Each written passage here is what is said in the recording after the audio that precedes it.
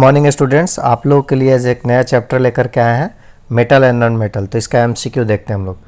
पहला क्वेश्चन है, कह रहा है कि aluminium is used for making cooking utensils, which of the following properties of aluminium are responsible for the same. कह रहा है कि एल्युमिनियम को बर्तन बनाने में इस्तेमाल किया जाता है, तो इन चारों ऑप्शंस में से good thermal conductivity, good electrical conductivity, ductility और हाई मेल्टिंग पॉइंट में से कौन सा सही ऑप्शन है, आपको चूज करके बताना है। So your time starts now. So आप इसमें चारों में से गेस करिए और हो सकता है कि इसमें से दो सही हो, तो देखते हैं आपका गेसिंग सही है, उसके बाद हम सब बताते हैं। तो देखिए इसका डी 1 और 4 दिया है, हम लोग देखते हैं इसका एक्सप्लेनेशन क्या है। कह रहा है कि एल्युमिनियम जो है डक्टाइल है और हाई इलेक्ट्रिकल कंडक्टिविटी है। सो बर्तन के लिए हाई इलेक्ट्रिकल कंडक्टिविटी जो है इसका कोई ज़रूरत है नहीं, लेकिन कह रहा है हाई मेल्टिंग पॉइंट और गुड थर्मल कंडक्टिविटी, ये सही है, हीट अच्छा जनरेट करे और मेल्टिंग पॉइंट हाई हो, तो ये बर्तन के लिए सूटेबल कैरेक्टर है। इसीलिए इसमें देखिए दोनों ऑप्शन आपका क्या है, डी 1 और 4, यानी कि गुड थर्मल कंडक्टिविटी एंड 4 क्या है, हाई मेल्टिंग पॉइंट। चलिए नेक्स्ट क्वेश्चन की तरफ बढ़ते हैं। कह रहा है the most abundant metal in the earth crust, earth के क्रस्ट पे सबसे ज़्यादा एबंडेंट मेटल कौन सा है। तो आपका टाइम स्टार्ट्स होता है, आप गेस करके सही इसमें आंसर बताइए, उसके बाद हम एक्सप्लेन करते हैं। ये इजी क्वेश्चन है।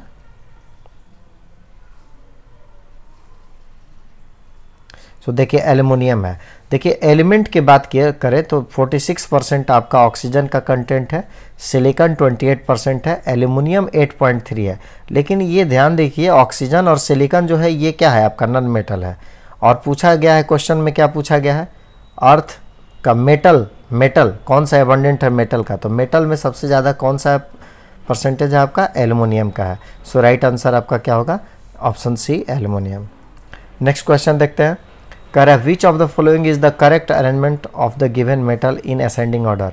आपको बताना है 1, 2, 3 और 4 है, चारों में से कौन सा सही है। Your time starts now.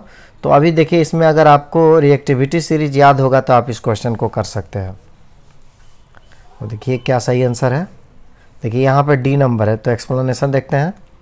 कह रहा है कि यहाँ पे सबसे पहले सोडियम, फिर मैग्नीशियम, फिर जिंक, फिर आयरन। देखिए ये है रिएक्टिविटी सीरीज, ये है ना।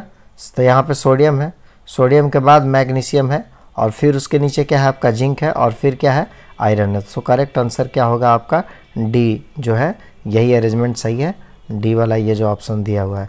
इसको याद करने के लिए एक ट्रिक भी है, आप चाहे तो देख सकते हैं। यहाँ पे कटरीना ने कार मांगा, एल्टो, जेन, फेरारी, फिर भी यहाँ पे चल लीजिए, क्यों मिला सिल्वर, ऑडी।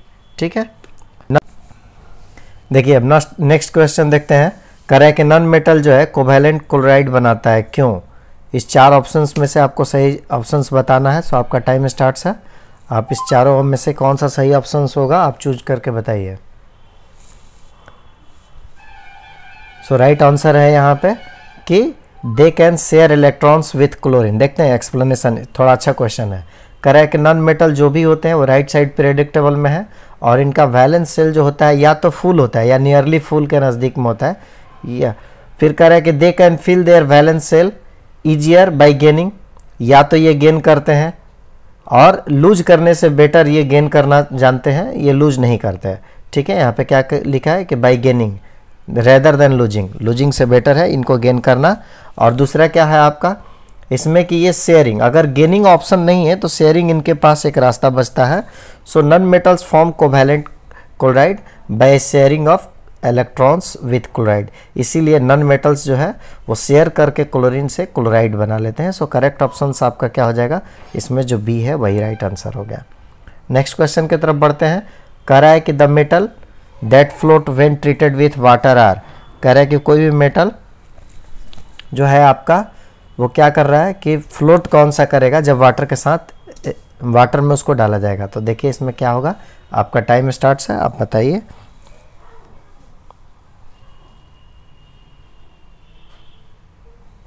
देखिए सोडियम एंड पोटेशियम दिया है, तो देख लेते हैं। कह रहा है कि लिथियम, सोडियम एंड पोटेशियम इनकी लो डेंसिटी है, इसलिए वाटर पे फ्लोट करते हैं। देखिए ये डेंसिटी दिया है लिथियम पोटेशियम और सोडियम, 1 से जिसका भी डेंसिटी कम होगा वो वाटर पे फ्लोट करेगा। कैल्शियम का 1 से ज़्यादा है इसलिए वो वाटर पे फ्लोट नहीं करता है। सो राइट ऑप्शन यहाँ पे क्या हो गया, बी हो गया। चलिए नेक्स्ट क्वेश्चन की तरफ बढ़ते हैं। करे the highly reactive metals like sodium, potassium, magnesium ETC are extracted by, यानी कि आपका टाइम आपका स्टार्ट हुआ। आप बताइए यहाँ पे कि हाई रिएक्टिव मेटल को कैसे एक्सट्रैक्ट किया जाता है, किस प्रोसेस के द्वारा। तो देखिए यहाँ पे हाई मेटल को एक्सट्रैक्ट करने के लिए आपका कौन सा इलेक्ट्रोलाइसिस प्रोसेस यूज किया जाता है, देखते हैं क्या है एक्सप्लेनेशन। करें कि high reactive metal sodium, calcium, magnesium, अभी बताया था ना। सबसे रिएक्टिव में क्या, पोटेशियम, उसके बाद आपका आया था सोडियम, ठीक है ना। कटरीना ने कार मांगा अभी तुरंत बताया था। तो उसमें आपका क्या है, यहाँ पे इनको एक्सट्रैक्ट करने के लिए आपको कौन सा इलेक्ट्रोलाइसिस प्रोसेस यूज किया जाता है, जिससे क्या होता है कि यह जो आपका इलेक्ट्रोलाइसिस प्रोसेस आपको अगर देखना होगा तो आप एक नेक्स्ट वीडियो में आप देख सकते हैं उसमें क्या है। सो यहाँ पे रोस्टिंग और कैल्सिनेशन तो होगा नहीं, ये जो मॉडरेटली रिएक्टिव होते हैं यानी कि जो मीडियम रिएक्टिव है, और सोडियम, पोटेशियम, मैग्नीशियम ये सब जो है हाई रिएक्टिव मेटल्स हैं। सो इसलिए इनका जो इलेक्ट्रोलाइसिस प्रोसेस के द्वारा किया जाता है। नेक्स्ट क्वेश्चन देखते हैं। कह रहा है कि generally metals react with acid to give salt and hydrogen gas. कह रहा है कि मेटल से रिएक्ट करके acid salt and hydrogen gas देता है, लेकिन कोई एक ऐसा एसिड है जो कि एक्सेप्शन है। तो आपको वही बताना है कि कौन सा ऐसा एसिड है जो रिएक्शन करने पे आपको हाइड्रोजन गैस नहीं देता है। और उसमें भी एक्सेप्शन है कि 2 मेटल जो है मैग्नीज और मैग्नीशियम दोनों के साथ आपका वो रिएक्शन करता है। तो इस 3 में से कौन सा सही ऑप्शन है, एक तो चारों दिया है, आप देख करके बताइए। सो योर टाइम स्टार्ट्स नाउ। ये क्वेश्चन कुछ ज़्यादा ही अच्छा है, आप लोग एक बार थोड़ा इसको ध्यान से देख लीजिएगा। देखिए तो राइट आंसर क्या है, करें कि हाइड्रोजन गैस नहीं निकलेगा, किसके साथ रिएक्शन होगा, नाइट्रिक अम्ल यानी HNO3 के साथ होगा।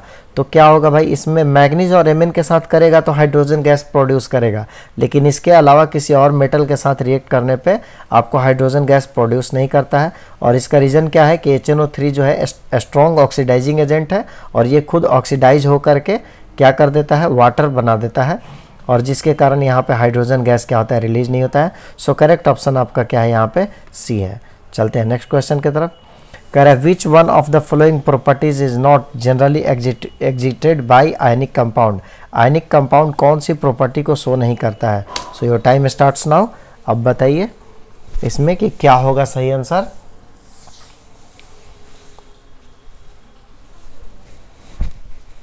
देखिए इसमें क्या है, इलेक्ट्रिकल कंडक्टिविटी दिया है। नेक्स्ट हम लोग आंसर देख लेते हैं क्या है।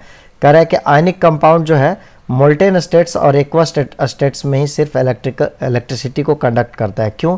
क्योंकि सॉलिड स्टेट्स में ये नॉन कंडक्टर जैसा बिहेव करता है, क्योंकि सॉलिड स्टेट्स में फ्री आयंस नहीं होते हैं, और हम जानते हैं कि जब तक से फ्री आयंस या इलेक्ट्रॉन्स आपको नहीं मिलेंगे तब तक इलेक्ट्रिसिटी पास नहीं करेगा।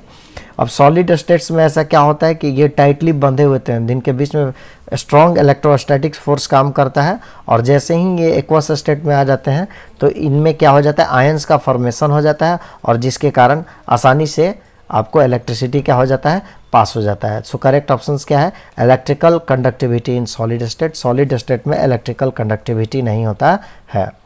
नेक्स्ट क्वेश्चन की तरफ देखते हैं। कह रहा है what happen when sodium is drop in water. कह रहा है कि जब सोडियम को वाटर में ड्रॉप किया जाता है तो क्या होता है। सो करेक्ट आंसर क्या है, कह रहा है it catches fire and forms oxide. देखिए इसमें से क्या है आपको इसमें पकड़ना है। देखिए इसमें 4 ऑप्शंस दिए हैं, आप सही ऑप्शंस को चूज करके बताइए। आप इसका आंसर दे सकते हो, थोड़ा सा दिमाग लगाइए आप लोग। तो क्या है, देखिए कह रहा है कि सोडियम मेटल जो है ना, इसमें क्या हो रहा है, यहाँ पे सोडियम वाटर से रिएक्शन करके सोडियम हाइड्रोक्साइड और ये हाइड्रोजन गैस, यहाँ पे ये जो हाइड्रोजन गैस है यहाँ पे एक फ्यूल का काम कर रहा है। तो कह रहा है कि catches fire and create intense heat. यहाँ पे हीट भी बहुत इंटेंस रिलीज होता है, और यहाँ पे क्या है, फायर भी कैच करता है। सो करेक्ट ऑप्शन आपका क्या है यहाँ पे, सी है, ये वाला कि it catches fire and forms hydroxide. Next question क्या है, कह रहा है which of the following pairs will give displacement reaction, आपको इसमें से बताना है डिस्प्लेसमेंट रिएक्शन। तो ये क्वेश्चंस भी आपका रिएक्टिविटी सीरीज पे है। So your time starts now. अगर आपको रिएक्टिविटी सीरीज याद है तो इसका आप आंसर कर सकते हैं।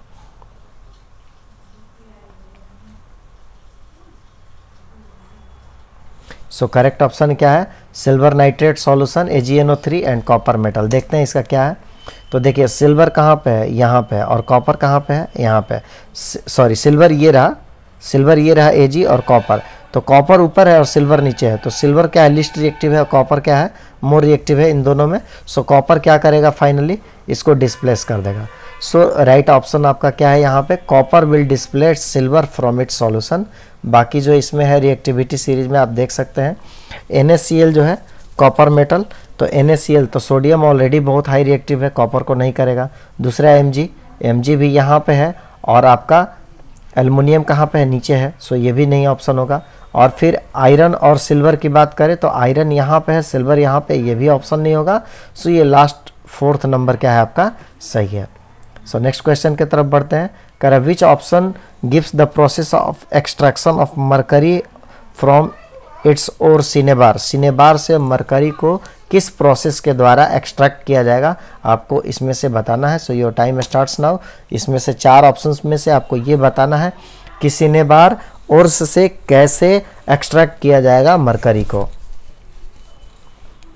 सो राइट ऑप्शंस क्या है, सी। देखते हैं एक्सप्लेनेशन क्या है। तो देखिए सिनेबार जिसको हम लोग बोले HGS मर्क्यूरी सल्फाइड, जिसको कि सिनेबार बोला जाता है, और ये आपका ओर है मरकरी का।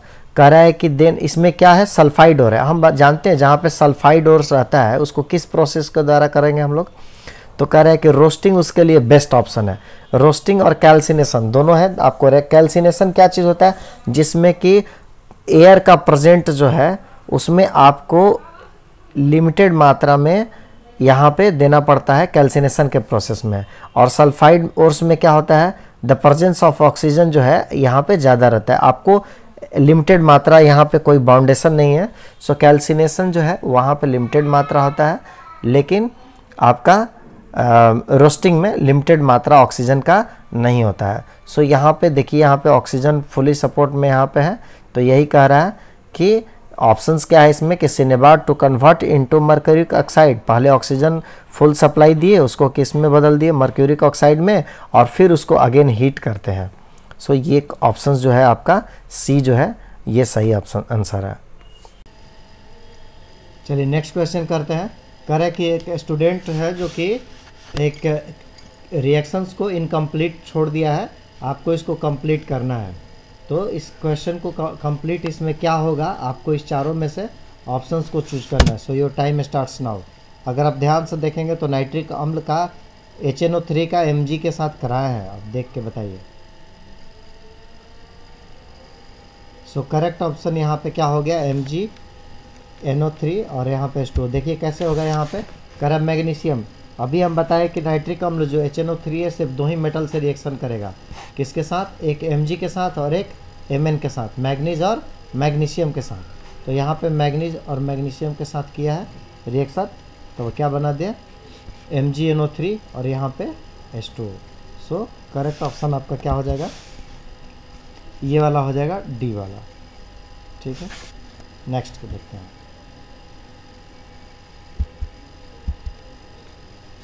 कह रहा है which option completes the reaction to form a balance chemical equation. इसमें बैलेंस केमिकल इक्वेशन के लिए आपको बताना है। तो देखिए इसमें क्या बैलेंस कैसे होगा, आप बताइए।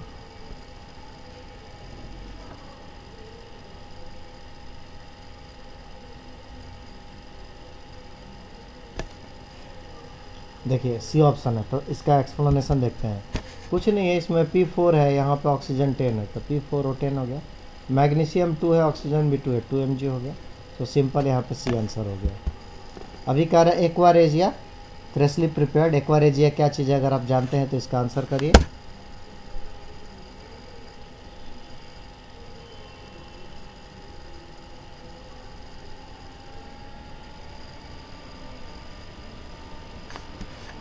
देखिए यहाँ पे एक्वारेजिया जो है लैटिन फ्रेज है, इसका नाम क्या है आपका, रॉयल वाटर भी इसको बोलते हैं, या नाइट्रोम्यूरेटिक एसिड हो गया। इसको एंटोनियो लोवाइजर के द्वारा दिया हुआ है। इस येलो ऑरेंज फ्यूमिंग लिक्विड है और ये जो है नोबल जो मेटल है उसको डिज़ोल्व करता है, जैसे गोल्ड हो गया, प्लेटिनम हो गया, लेकिन फिर भी सारे मेटल्स को डिज़ोल्व करेगा ऐसा नहीं है। देखिए यहाँ पर लिखा है द नॉट ऑल मेटल्स, सबको डिज़ोल्व करे ये बात नहीं है, लेकिन नोबल मेटल में कुछ मेटल्स को यहाँ पे कर दे रहे, जैसे गोल्ड हो गया, प्लेटिनम हो गया। इसको बनाया कैसे गया है? एक्वा रेजियो का 3 मोल्स, यानी कि इसमें एक्वा रेजियो को इसको बनाने के लिए 3 moles of HCl and 1 moles of HNO3, यानी 3 पार्ट HCl का और 1 पार्ट HNO3 का लिया गया। तो इसका क्या हुआ फाइनल आंसर 3:1। नेक्स्ट देखते हैं। कह रहा in electrolytic refining the cathode is made up, किस चीज़ का कैथोड मेड रहता है बताइए, आपका टाइम स्टार्ट हुआ। मैंने कैथोड किस चीज़ का बना होता है, मेनली यही क्वेश्चन पूछ रहा है। तो देखिए कैथोड जो है इलेक्ट्रोलाइटिंग रिफाइनिंग में जो है कैथोड जो होता है प्योर मेटल का होता है और एनोड जो होता है आपका इम्प्योर मेटल का होता है। सो करेक्ट ऑप्शन क्या है आपका? ये है। अब इस क्वेश्चन को करिए। कह रहा है कि यहाँ पे एल्युमिनियम और सोडियम हाइड्रोक्साइड से रिएक्शन करके यहाँ पे वाटर और यहाँ पे X के जगह पे पुट करना है, क्या बनेगा इन चारों में से? सो टाइम स्टार्ट्स नाउ। अगर आपको एल्युमिनियम के बारे में थोड़ा हिंट देता हूँ, ये एम्फोटेरिक इन नेचर है। सो ये हुआ कैसे? एल्युमिनियम एम्फोटेरिक इन नेचर है, ये एसिड और बेस दोनों से रिएक्शन करता है। नॉर्मली यहाँ पे एल्युमिनियम बेसिक इन नेचर होता है, बेस से रिएक्शन नहीं करना चाहिए था, लेकिन एम्फोटेरिक नेचर होने के कारण आपका एल्युमिनियम भी बेस है और बेस से रिएक्शन करके यहाँ पे सोडियम एल्यूमिनेट और वाटर बना दिया। सो करेक्ट ऑप्शन आपका क्या होगा? ए। अब ये the process in which a carbonate ore is heated strongly, carbonated ore को अगर स्ट्रांगली हीट किया जाएगा और उसको मेटल ऑक्साइड में बदला जाएगा, इस प्रोसेस को क्या कहते हैं? तो आप अगर बता सकते हैं तो इसमें गेस करिए। ये मेटल का रिफाइनिंग में आपको ओर से एक्सट्रैक्शन के लिए यूज किया जाएगा। सो फाइनल आंसर क्या है? कैल्सिनेशन। देखिए कैल्सिनेशन में क्या होता है कि इसमें कह रहा है कि प्रोसेस इन विच कार्बोनेट ओर को हीट करते हैं, एब्सेंस ऑफ एयर, इसमें एयर का क्या होता है? एब्सेंस होता है, या एयर फिर कहिए लिमिटेड मात्रा में होता है, और फिर वो डिकम्पोज होता है कार्बन डाइऑक्साइड में, मेटल का ऑक्साइड हो जाएगा और कार्बन डाइऑक्साइड। जैसे एक जिंक का एग्जांपल लिया है कि जिंक कार्बोनेट को तोड़ेंगे तो जिंक ऑक्साइड और जिंक कार्बन डाइऑक्साइड में टूट जाएगा। सो करेक्ट आंसर क्या हो गया आपका? ए हो गया। नेक्स्ट क्वेश्चन है which of the given oxide of iron would be obtain on prolong reaction of iron with steam. So iron को अगर कंटिन्यूस लंबे समय तक स्टीम से रिएक्शन कराया जाएगा तो कौन सा प्रोडक्ट बनेगा, इन चारों में से बताना चाहिए। Time starts now.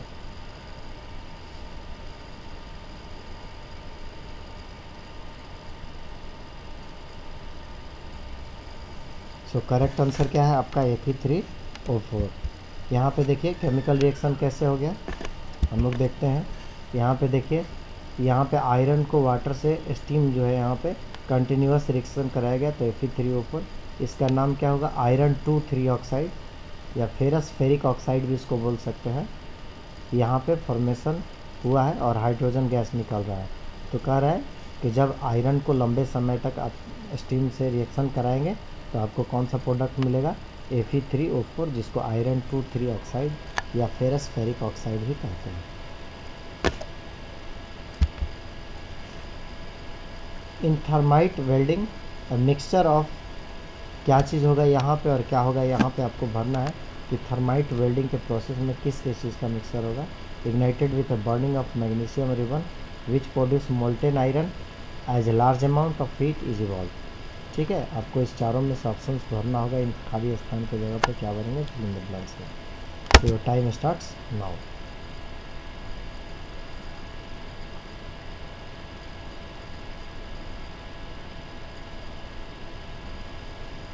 So correct answer के एक्सप्लेनेशन देख लेते हैं। कहते हैं थर्माइट वेल्डिंग जो है आयरन 3 मिक्सचर है, mixture of iron 3 oxide and aluminium powder, दोनों का मिक्सचर है। तो यहाँ पे क्या हो जाएगा आपका? Iron 3 and aluminium powder. उसके बाद क्या कर रहा है? बर्निंग मैग्नीशियम, मैग्नीशियम रिबन के साथ बर्न करने पे मोल्टेन आयरन मेल्ट हो जाता है, as a large amount of heat is evolve, यहाँ पे लार्ज अमाउंट में हीट भी निकलता है। सो करेक्ट ऑप्शन आपका यहाँ पे क्या है। नेक्स्ट क्वेश्चन देखते हैं 20 नंबर में। कह रहा है ए नॉन मेटल एक्स, कोई एक नॉन मेटल है जो एक्स प्रकृति में एग्जिस्ट कर रहा है नेचर में, और उसके दो फॉर्म है, डिफरेंट फॉर्म्स, वाई और जेड। यानी एक्स का ही दो फॉर्म है, वाई और जेड। एक्स कोई एक्स कोई एलिमेंट है जिसके दो फॉर्म है, वाई और जेड। और कह रहा है Y is hardest natural substance, और जेड जो है गुड कंडक्टर। यानी कि इसका एक फॉर्म जो है वो हार्डेस्ट इन नेचर है, और दूसरा फॉर्म क्या है, गुड कंडक्टर ऑफ इलेक्ट्रिसिटी है। आपको आइडेंटिफाई करके आंसर बताना है इसमें से कौन सही है।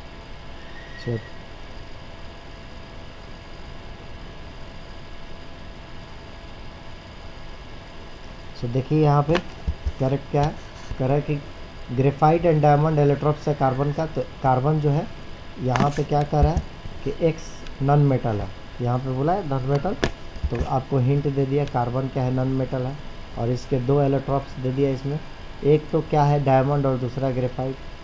तो कह रहा है कि डायमंड आपका हार्डेस्ट नेचर है, नेचर में सबसे हार्डेस्ट हार्डेस्ट एलिमेंट्स के रूप में है।